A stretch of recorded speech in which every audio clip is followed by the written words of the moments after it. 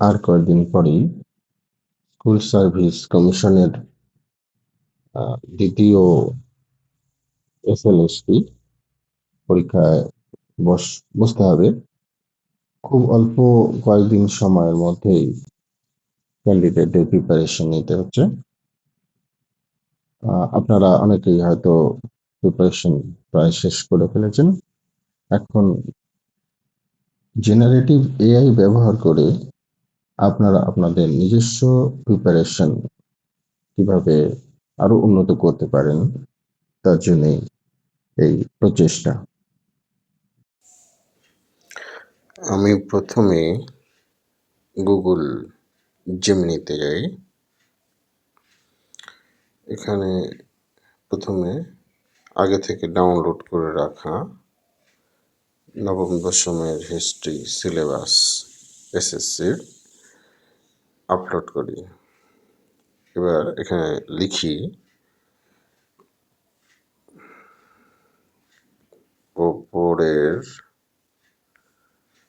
প্রদত্ত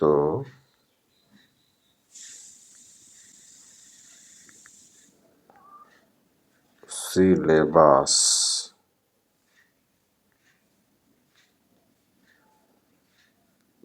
থেকে আপনি আপনার ইতিহাসের কুইজ তৈরি হয়ে গেছে। এবার এটা আমরা খুলে দেখি।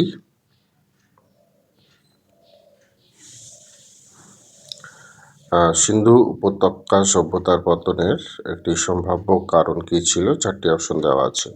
আমি যে কোনো একটা অপশনে টাচ করলাম। দেখুন, অপশন ডি আর্যদের আক্রমণ রাইট অ্যান্সার। আমি নেক্সট চলে যাই। 2 নম্বর কোশ্চেন, বৈদিক যুগে ষোড়শ মহাজনপদ বলতে কি বোঝানো হয়েছে? এখানে স্পেলিংটা ভুল এসেছে একটু। এখানে 16টি শক্তিশালী রাজ্য, 16টি প্রাচীন মন্দির, 16টি প্রধান ধর্মীয় কেন্দ্র, 16টি বাণিজ্যিক পথ। আমি এখানেও ধরেন সি অপশন টাচ করলাম, সঙ্গে সঙ্গে দেখাচ্ছে যে সঠিক অপশন নয় এটা। তো এবার রাইট অপশন কি সেটাও দেখিয়ে দেওয়া হচ্ছে, 16টি শক্তিশালী রাজ্য। নেক্সট যাই। 3 নাম্বার কোশ্চেন, এর যে কোনো একটি উত্তর টাচ যদি করি তাহলে এটা ঠিক না ভুল অপশন আপনাকে দেখিয়ে দেবে। আর যদি ভুল অপশন টাচ করেন তাহলে সঠিকটা কি সেটাও দেখিয়ে দেবে।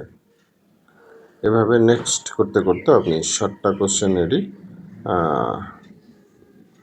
এখন জেনারেটিভ AI ব্যবহার করে আপনারা আপনাদের নিজস্ব প্রিপারেশন কিভাবে আরো উন্নত করতে পারেন, তার জন্যে এই প্রচেষ্টা।